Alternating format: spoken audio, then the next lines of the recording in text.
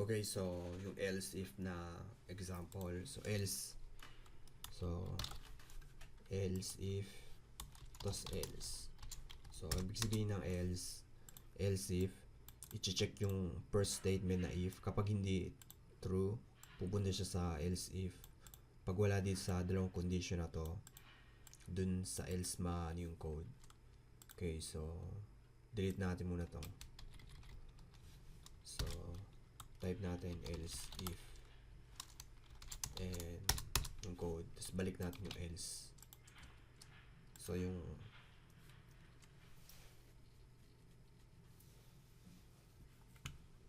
next statement, so 20 is greater than 1.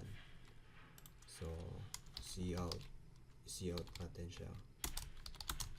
So this is else if statement.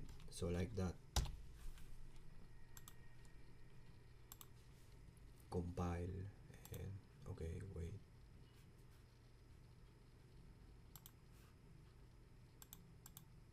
Okay, so true to, di ba? Gawin natin false.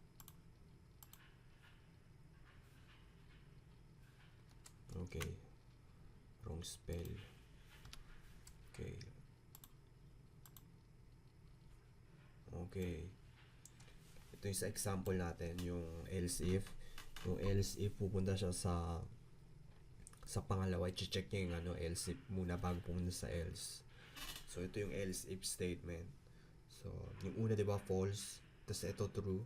Kaya i-compile niya tong to program na nasa else if. Tapos hindi na siya pumunta sa else kasi true na dito eh. Okay, so easy lang yung yung concept na to. So madali. Kapag false dito, i-check niya yung else if. Pag wala sa lahat, sa else pupunta. Okay, so doon na tayo sa shorthand else if statement.